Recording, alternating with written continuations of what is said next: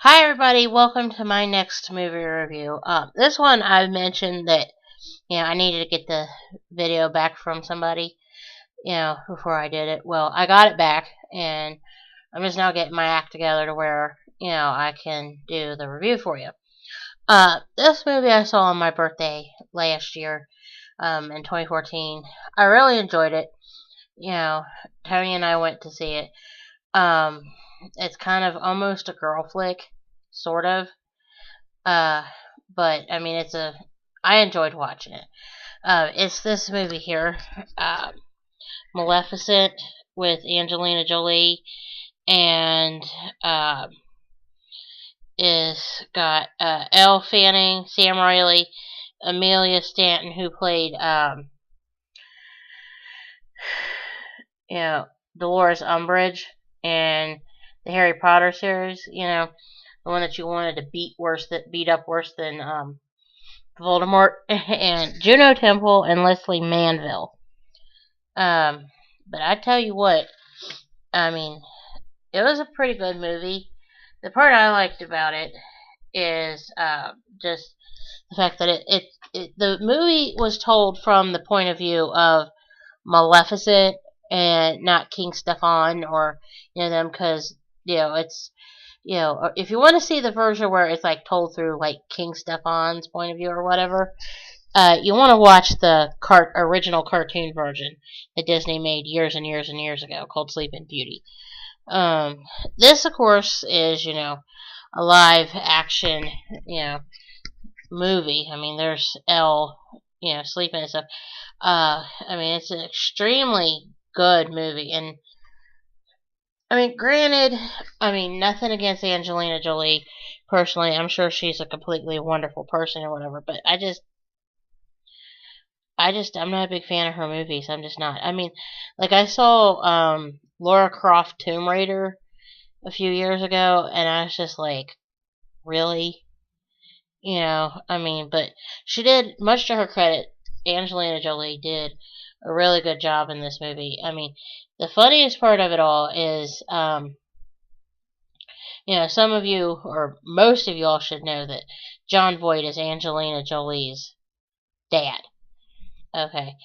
I see some of him in her face. I mean, it's just, she's a lot better looking than her old man, but, you know, I mean, there's like parts where like she'll do something, like she'll turn her head a certain way, or she'll look at somebody a certain way, or she'll like, stand, and I see, there's just like in her face, like she looks a lot like her dad, and I'm like snickering, and Tony's like, what? I'm like, Tony, if you look in this scene in this movie, you see where, she does look a lot like John Voight. And I start snickering. I'm like, she does. I mean, she can't help the fact that the man is, she's got half the man's DNA in her. But yeah.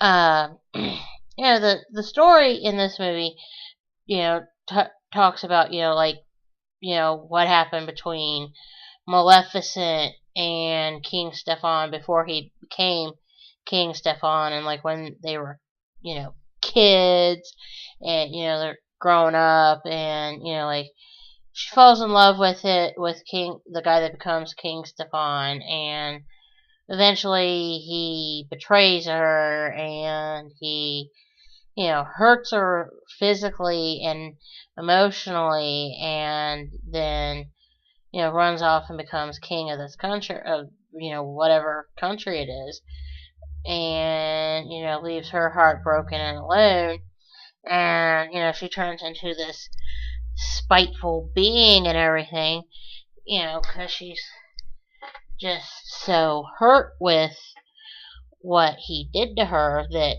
she just can't handle it. She actually does have a crow named Estebar, I think is what his name is. And I happen to think the guy that, like, when she turns the crow human, the guy that is the human of the crow, he's kind of good looking. I'm like, well, there's a cute looking man. I'm like, mm-hmm. And Tony's like, looks at me and says, what? And I'm like, nothing. Nothing. good looking man. You know, there's not a problem with me seeing a good looking man and saying so. You know, I'm like, You know, yep. You know, it is what it is. Good looking man. You know, it is what it is, what it is. Sorry, nose itch. I keep feeling like I've got like lint flying around here as an aside. So if you see me, you know, wiping my nose, it's like I keep feeling like there's lint flying around here while I'm trying to shoot this video.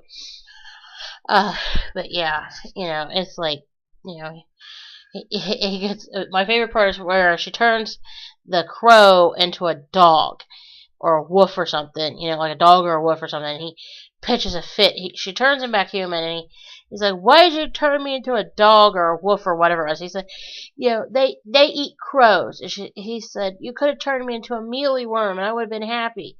Anything but a dog or a wolf." And she said, "Next time I'll turn you into a mealy worm. Stop complaining. I did this to, you know, protect everybody." You know, it was so funny. I mean, I'm like snickering.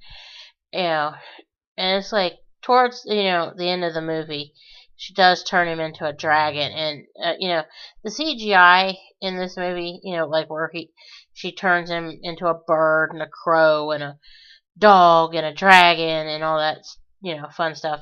That's actually very well done. You know, like where she makes, you know,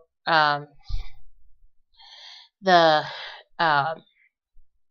you know, Aurora, like there's like a scene where she like puts Aurora to sleep and makes her float, you know, like float off. You know, I mean that's very cleverly done. I mean, and then there's like all the like the little sprites and fairies that are not, you know, like Amelia Stanton and the other three, you know, like where they're like regular sized women, you know, and then they're this, you know, like this big, you know, and they're regular fairy size or pixie size or whatever they are supposedly are in the movie.